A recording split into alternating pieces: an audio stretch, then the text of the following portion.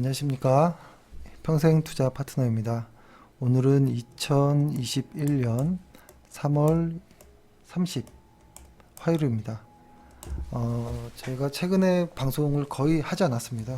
왜냐면 시장에서 많은 뉴스들이 나오긴 했는데 그것이 실제 우리 지수, 그러니까 시장과 무관한 내용들이 더 많았던 것 같거든요. 그래서 방송을 하지 않았고 대신에 이제 저희는 종목에 좀 집중해서 종목들의 실적들을 좀 추스리고 있었는데요. 일주일 만에 이제 방송을 하는데 약간 좀 뭔가 기분 나쁜 이런 내용이 있어서 마이크를 켰습니다. 일단은 다행히도 지수는 3000포인트를 좀 깨지 않고 그래도 왔다 갔다 하면서 이렇게 좀 올라가는 모습입니다. 그래서 다행스러운 부분은 있습니다. 근데 이제 이렇게 좀 한 부분만 이렇게 보면 이것이 좀 헷갈릴 수 있거든요. 그래서 좀 크게 보자라는 의미로 오늘은 월간 차트를 가지고 좀 이야기를 할 건데요. 이런 내용, 우리가 왜 월간 차트를 보느냐? 월간 차트, 그러니까 이런 것이죠. 일간 차트들이 모여서 주간 차트가 되고 주간 차트들이 모여서 월간 차트가 되고 이런 거잖아요. 그래서 월간 차트와 사실 다 같이 보면 좋은데 보면 볼수록 이제 헷갈려진다라는 거죠. 보통 그래서 일간 차트, 그러니까 단기 매매하는 분들이 일간 차트에서 매매를 하다가 뭔가 좀 늦는 것 같고 좀 안 맞는 것 같을 때 60분 봉, 30분 봉, 15분 봉, 5분 봉, 3분 봉 이렇게 줄여서 나가거든요. 근데 저는 오히려 일간 차트에서 뭔가 잘 안 보이면 주간 차트를 보고 거기서도 잘 안 보이면 월간 차트로 이렇게 좀 올라가서 봅니다. 근데 그것이 왜 그러냐면 예전에 그 소음과 투자라는 책 있죠. 소음과 투자 맞죠? 투자와 소음이었나? 소음과 투자가 맞을 겁니다. 이 책 꼭 한번 읽어보셨으면 좋겠는데 이 책에서 아마 초입부에 나왔던 얘기도 이런 내용이 있어요. 일기예보에 빗대서 얘기를 한 것이 있는데 거의 100%로 맞출 수 있는 일기예보의 스타일이 있고 거의 맞다 틀렸다 거의 갈팡질팡하는 이런 일기예보가 있어요.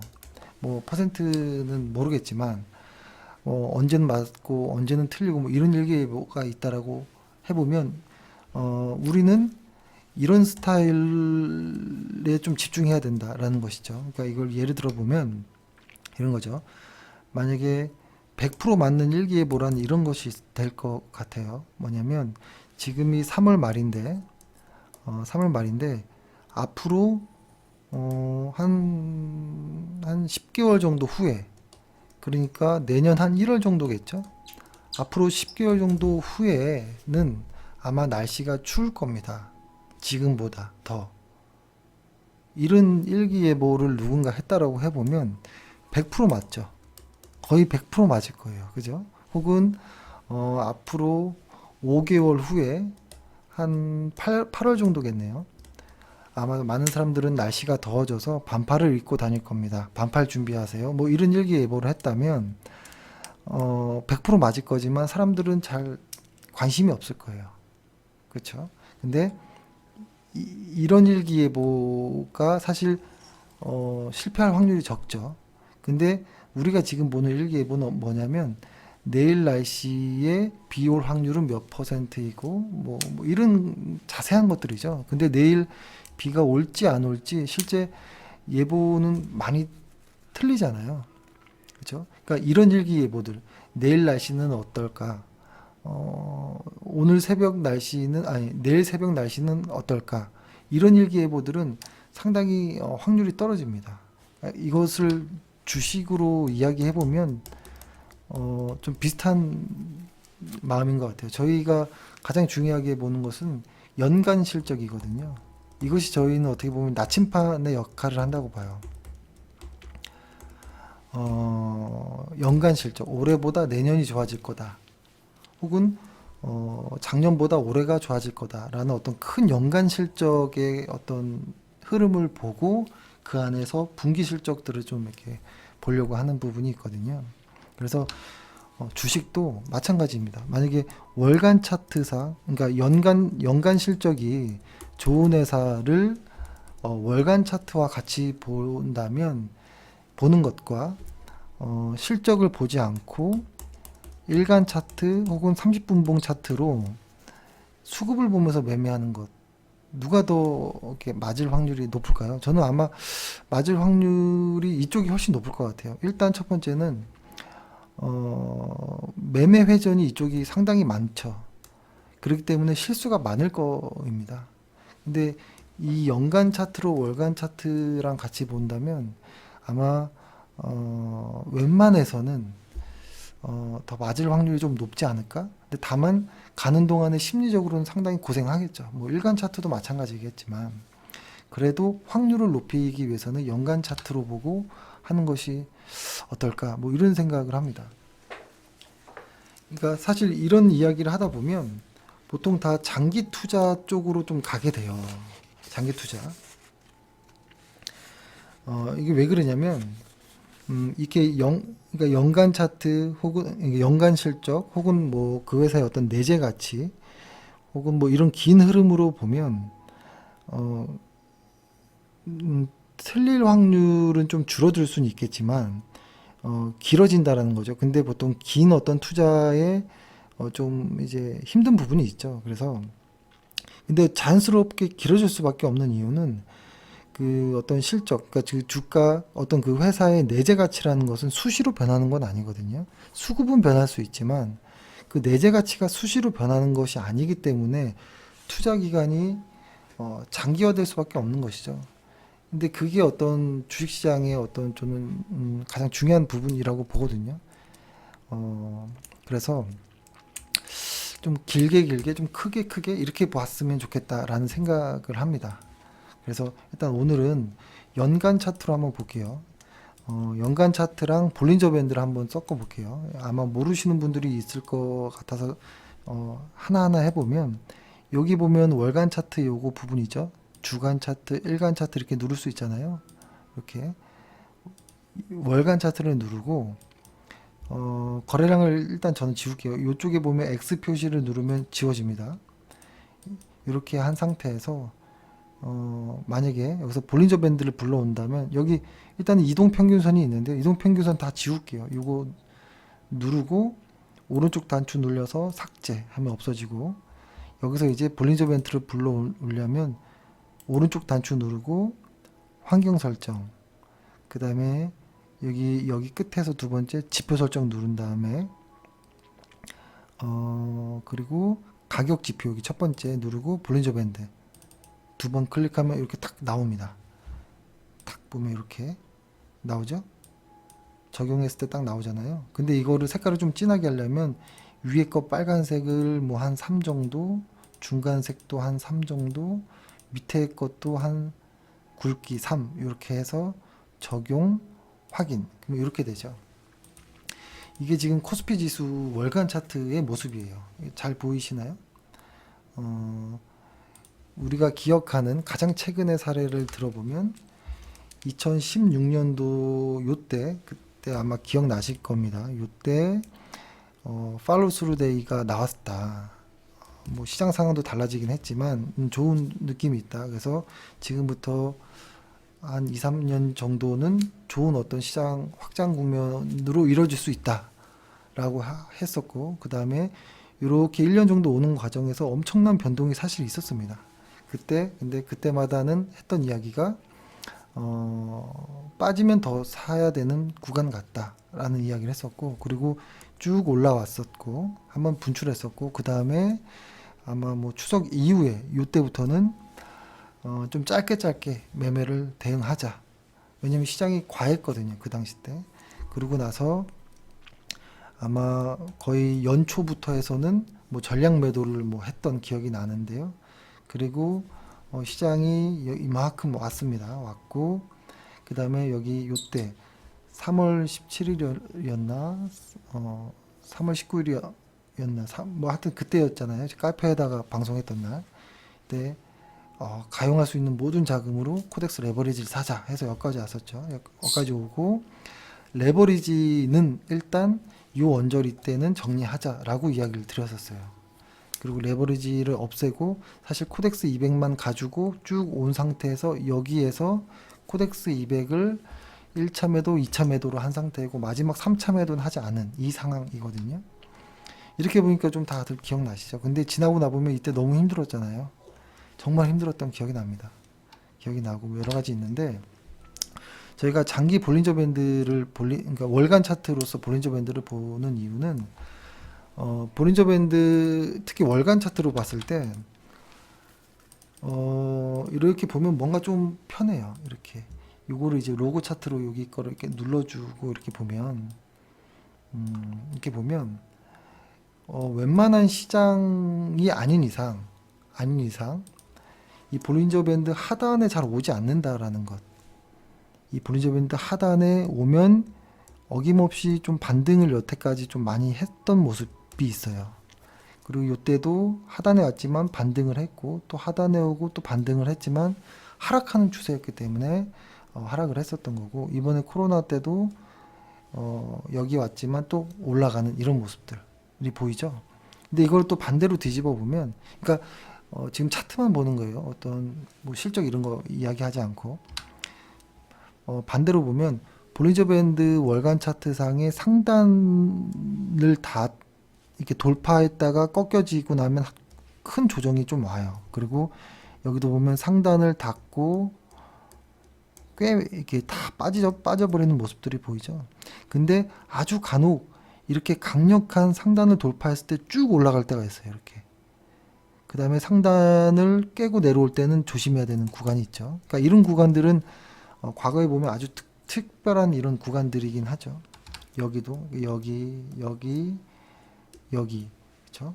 한 15년 이상 봤을 때 몇 번 없죠. 그리고 보통 대충 상하단에서 대충 왔다 갔다 하죠. 근데 올해도 그런 것들이 하나 나왔던 거예요. 아주 특이한 케이스가. 그러면은 과거에 그러니까 이거인 거예요. 그러니까 어떻게 보면 차트로 봤을 때 매수의 반대는 매도일 수도 있는 거예요. 일단 월간 차트로 일단 설명을 먼저 해볼게요. 그러니까 밑을 치고 내려갈 때 것 같지만 올라오고, 그렇죠? 그러니까 과거의 박스권에서 보면 밑을 깰 것 같지만 올라오고, 뚫을 것 같지만 내려오고, 뭐 이런 어떤 모습들이 좀 보이고 아주 특이하게 여길 돌파하면은 이 돌파가 끝날 때는 한번 좀 매도를 하는 이런 모습이 좋았겠죠. 거꾸로 빠졌지만 코로나 때 빠졌지만 반등을 하는 구간에서 매수를 했다면 뭐 좋은 성과를 냈었겠죠. 그렇죠. 그리고 지금과 같은 이런 과열 구간들이 이렇게 이어지고 있는 모습인데 그렇다면 이 과열 구간 이 근처처럼 여기도 월간 차트 상에서 떨어져서 이렇게 안으로 들어올 때는 일단은 뭐가 될지 잘 모르겠지만 지금까지의 수익 난 거를 지키는 것이 한번 좋을 것 같아요. 매도를 해도 좋을 것 같고 일단은 과거의 어떤 이야기 경기에 대한 이야기를 했죠.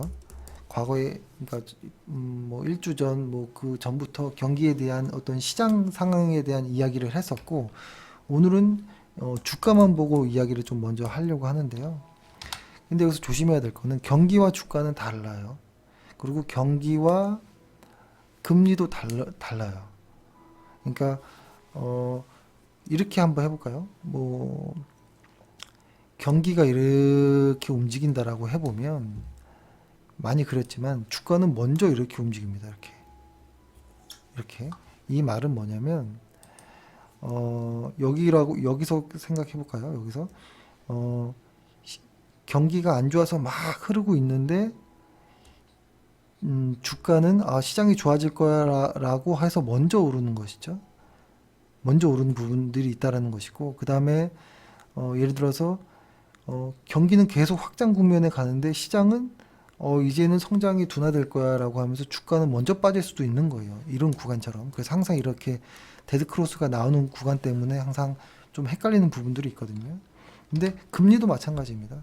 금리와 주가 역시도 저는 주가가 선행한다라고 보고 있거든요. 그래서 금리 이야기, 경기 이야기들은 좀 이야기를 드렸는데 그것과 다르게 주식 이야기는 좀 더 빠르게 진행될 수 있다. 우리가 생각하는, 우리가 아는 것보다. 그래서 오늘은 다른 걸 빼고 주가 이야기만 해보면 일단 가장 기분 나쁜 모습은 뭐가 있냐면 환율이 가장 조금 기분이 나쁩니다. 일단은 달러 인덱스를 볼까요? 달러 인덱스를 보면 달러 인덱스를 좀 볼게요.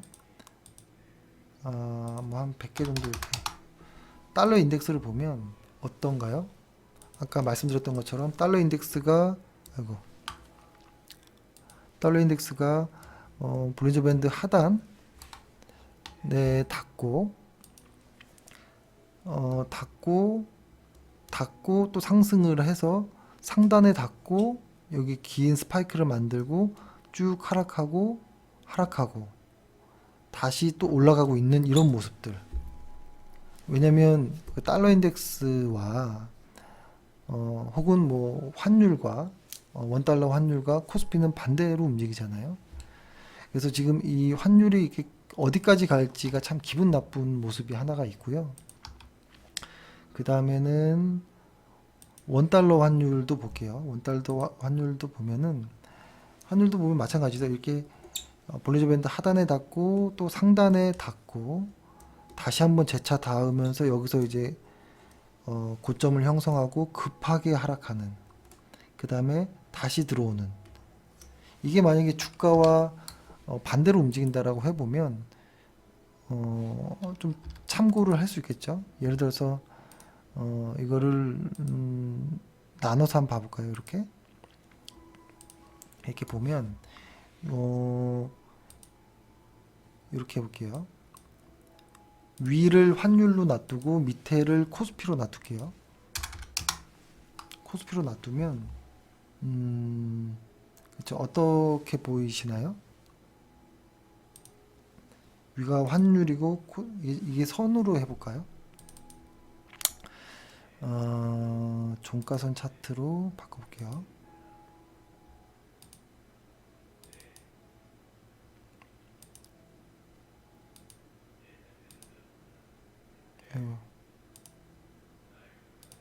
종가선 차트로 이렇게 보면은 좀 반대로 움직이는 모습이 보이시나요? 잠시만요. 이렇게 보면은 환율이 이렇게 움직이죠. 근데 코스피는 이렇게 움직이죠. 거의 뭐 뒤집어 놓은 모습이잖아요. 그렇죠? 그리고 달러도 한번 봐볼까요?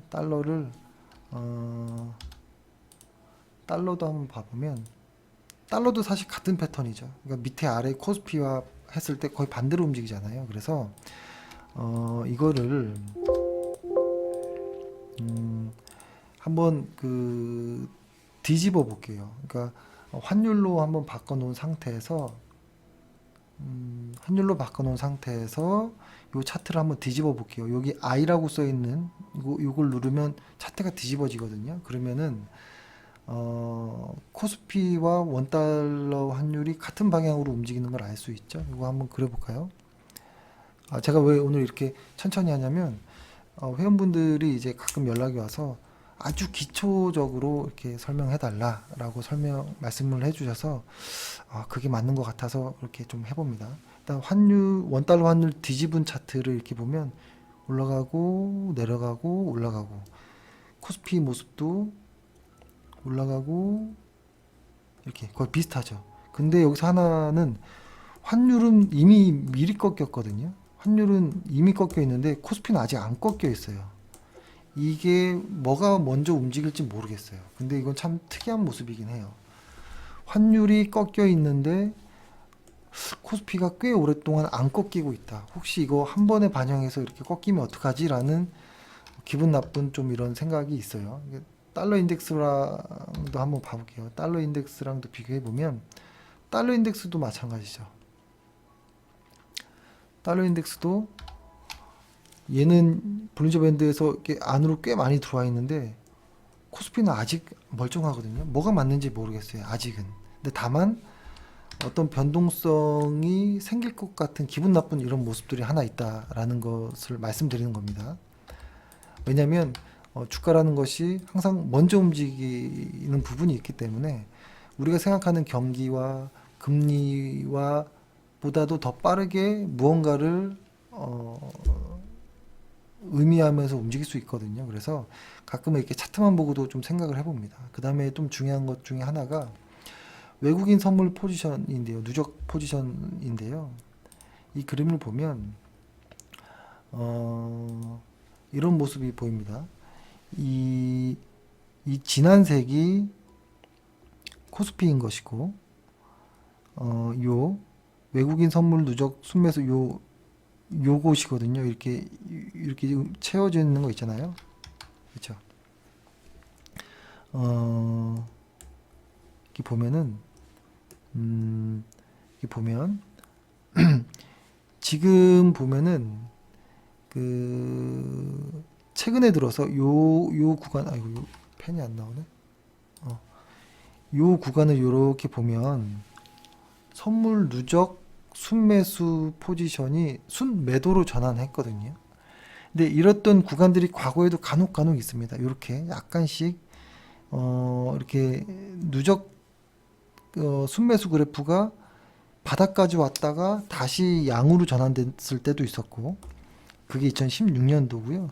그리고 2017년도 때도 얼추 비슷하게 왔다가 이렇게 올라간 적도 있었는데 2018년도로 와서는 그때부터는 누적 순매수 포지션이 커지면서 코스피도 같이 무너졌거든요. 근데 지금 뭔가 방향성을 탐색하는, 모색하는 이런 어떤 포지션인 것 같아요.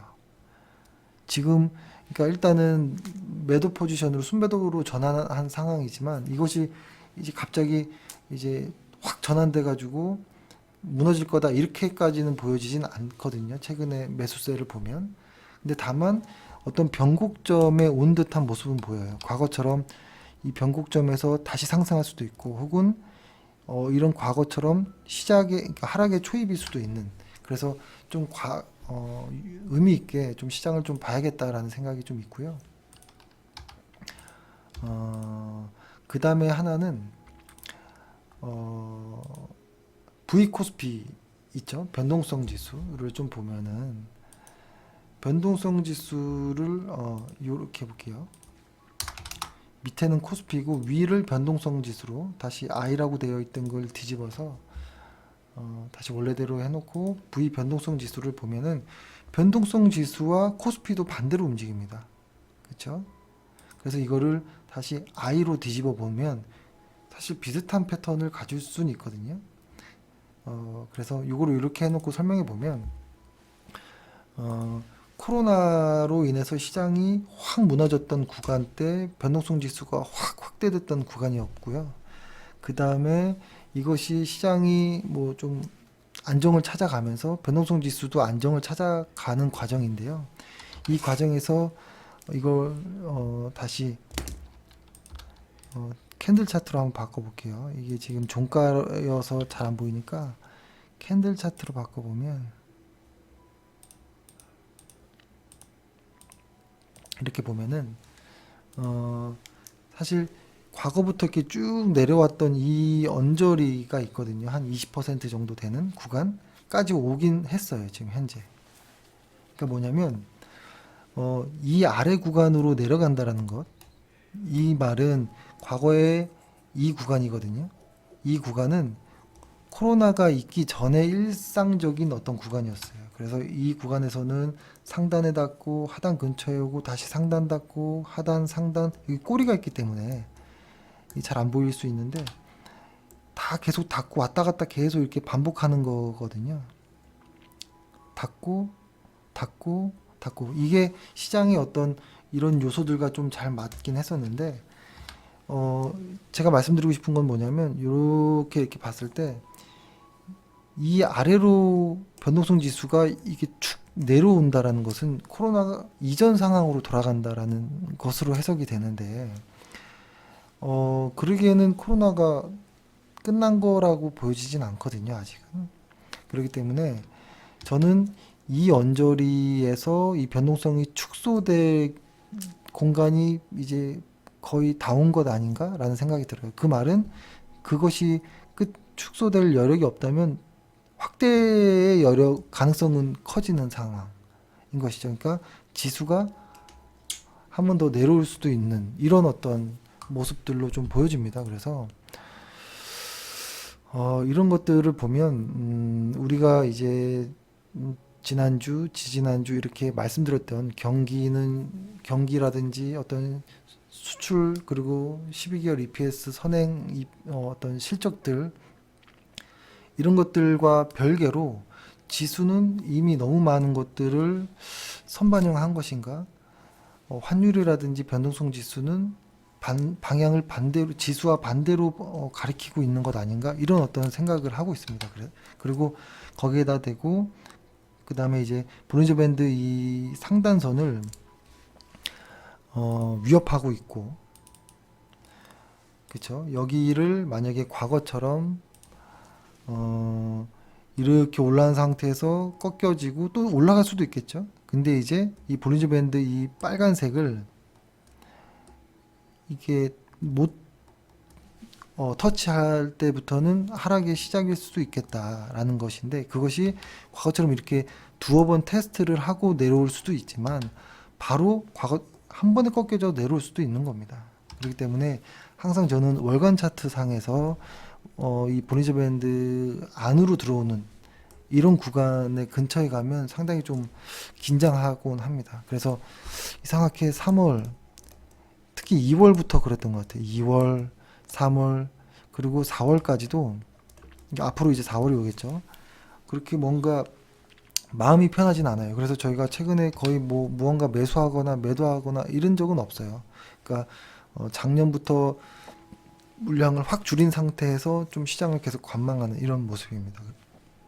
그래서 지금 시장에 있는 많은 종목들이 많이 비싸긴 합니다.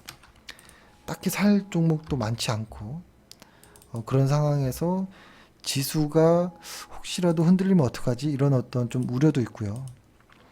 그래서 지금 좀 이렇게 좀 조심스럽게 시장을 보고 있다 이렇게 말씀드리고, 만약에 시장이 이렇게 흔들리겠다 싶으면 종목들을 수익이 조금 덜 나더라도 일단은 물량을 좀 더 줄일 가능성, 저희는 좀 그럴 생각도 있긴 있습니다. 그래서 그렇다고 인버스 하자 이런 이야기는 아니에요. 인버스는 저희는 아예 하지 않습니다.